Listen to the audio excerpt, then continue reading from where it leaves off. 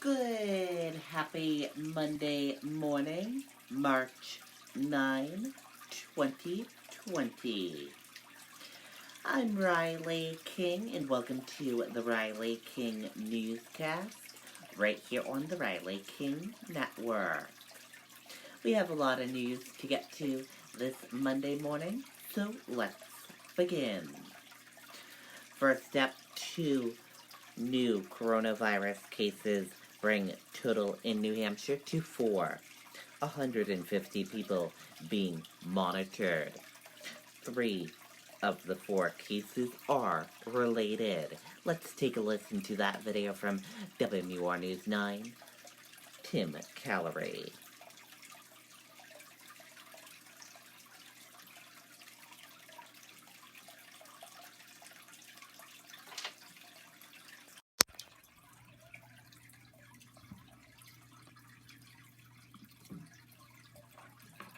The New Hampshire Community Loan Fund is tackling some of our state's most urgent needs, like increasing access to local food by supporting farmers, fishers, and food businesses statewide.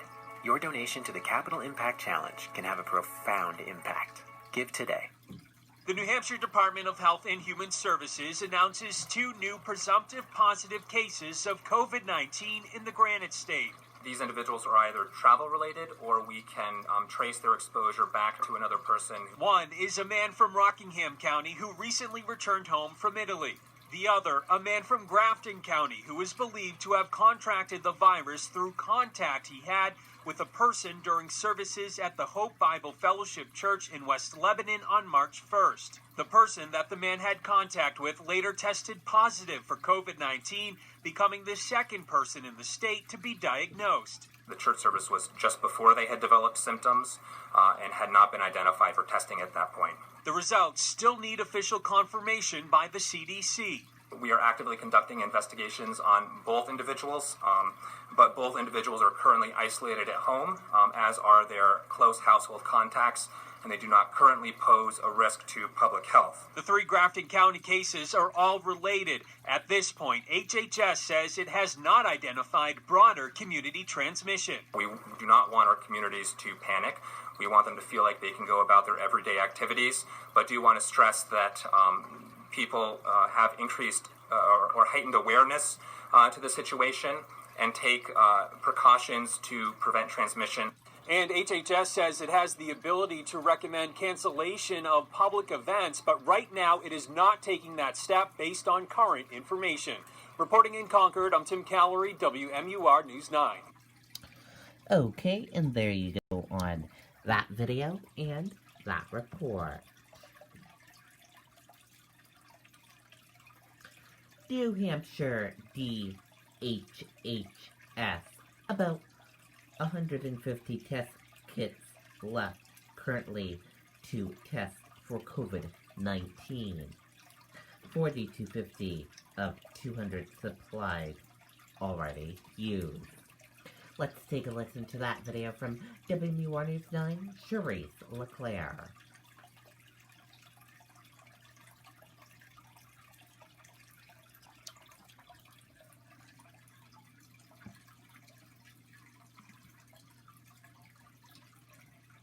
The New Hampshire Community Loan Fund is working to solve some of our state's most pressing challenges, like helping small businesses grow and create good jobs. Your donation to the Capital Impact Challenge can have a profound impact. Give today. I'm not clear when we will get more test kits from the CDC. As more people are tested for COVID-19, questions remain over when the CDC may be able to provide the state with more kits to test people who show symptoms of the virus.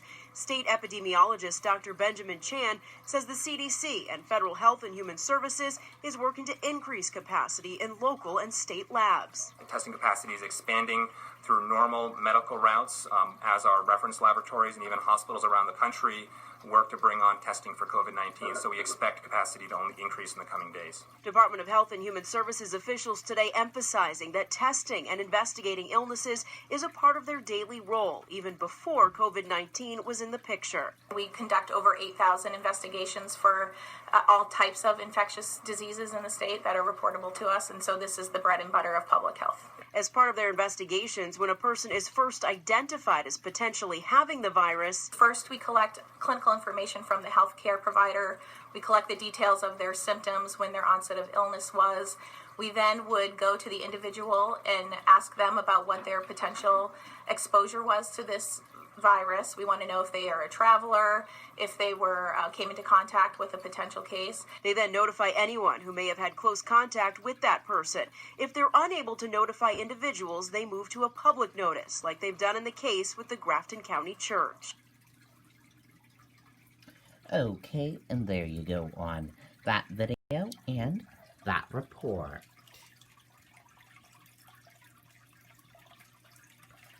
Newmarket Superintendent closes schools as precaution. School department staff member in self-quarantine.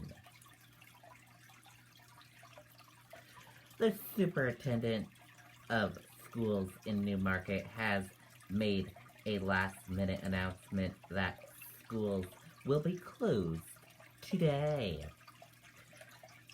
Susan explained in a message to parents late Sunday that a member of the staff who is not a teacher was advised to self-quarantine by the Center for Disease Control and Prevention. The superintendent said the staffer had traveled on a bus with a person who was just diagnosed with the coronavirus and emphasized that this employee has not been diagnosed with the virus and this is a precaution measure. The superintendent said, "I have decided it best to cancel school tomorrow so we can have significant time to determine the best course of action." The superintendent said more information would be provided on Monday. Massachusetts health officials announced 15 new presumptive coronavirus cases, all connected to Biogen conference. Special Olympics. New Hampshire canceled events due to coronavirus concerns. Let's take a listen to that video from WR News 9.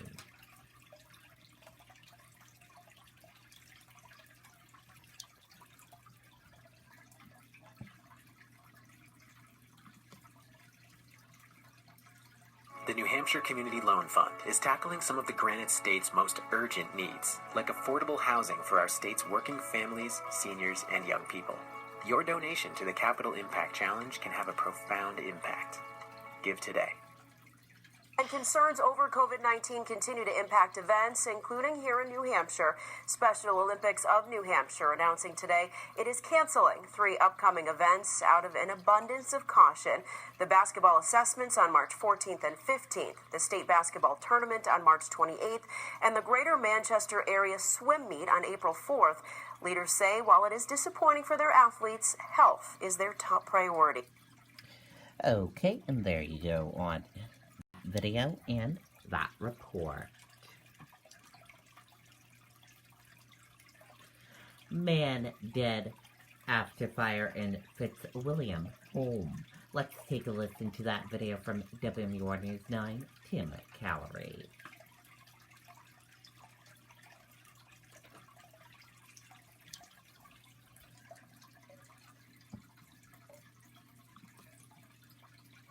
The New Hampshire Community Loan Fund is working to solve some of our state's most pressing challenges, like helping small businesses grow and create good jobs. Your donation to the Capital Impact Challenge can have a profound impact.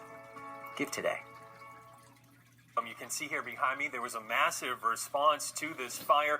Mutual aid from seven different towns was called in. Now, the identity of the person who died is not being released at this time, but State Fire Marshal Paul Parisi tells News 9 he was an elderly male. We also know an elderly female was taken to Cheshire Medical Center in Keene, where she was treated for non-life-threatening injuries. Now, first responders were called to the home at 296 Royalston Road around 9:30 this morning. The cause of the fire is still under investigation. When we arrived on scene, we saw heavy smoke pushing from the structure. Upon arrival, we immediately upgraded to a second alarm, which brought in additional crews. There will likely be an autopsy, and it'll probably be scheduled for tomorrow. And at that time, we'll have more on the cause and manner of death, as well as the victim's identification. And officials say several pets also died in that fire. Live in the studio, I'm Tim Callery, WMUR News 9. Okay, and there you go on that video and that report. Dow futures point to opening drop to nearly 1,300 points. Treasury yields plunge in oil price war. Stock features tumble early Monday morning as investors continue to brace for the economic fallout from the spreading coronavirus, while a shocking all-out oil price war added to the anxiety. Fast-moving developments in coronavirus outbreak. Let's take a listen to that video from ABC News.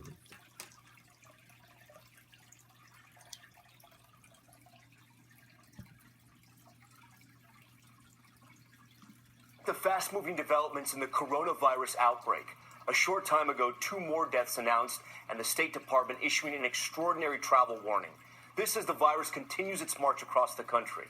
Take a look. The first confirmed case in Washington State, January 20th. Tonight, there are confirmed cases in at least 33 states and Washington, D.C.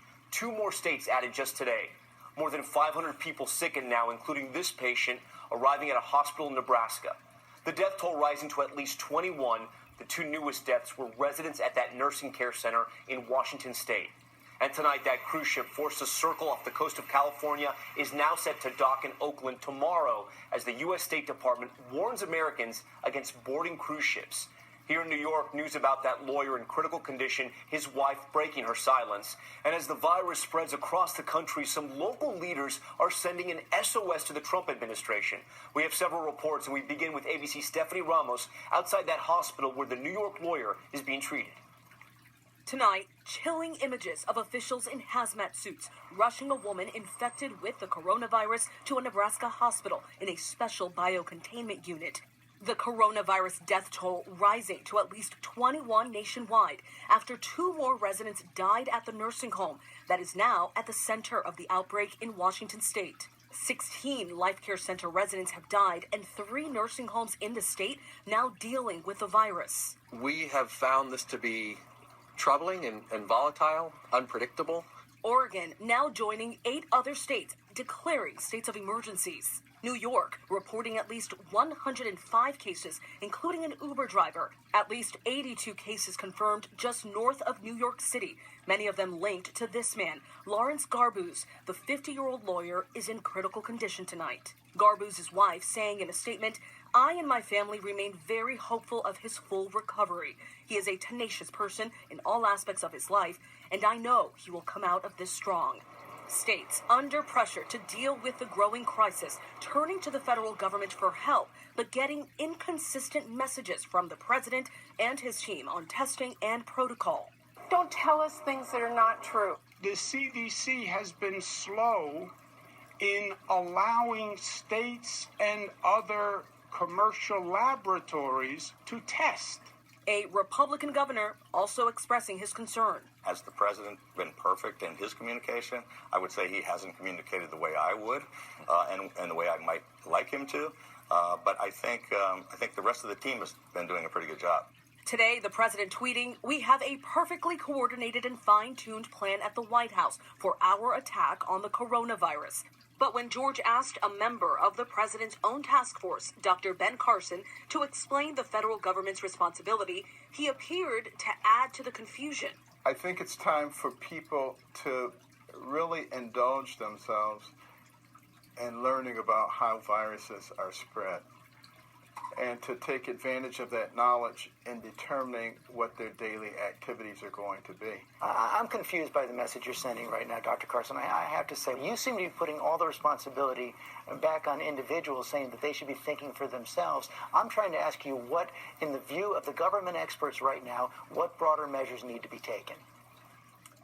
Those recommendations will be coming out from the CDC. They're being evaluated on a daily basis. Right now, the recommendation is as I just prescribed. Go about your normal daily activities if you are healthy.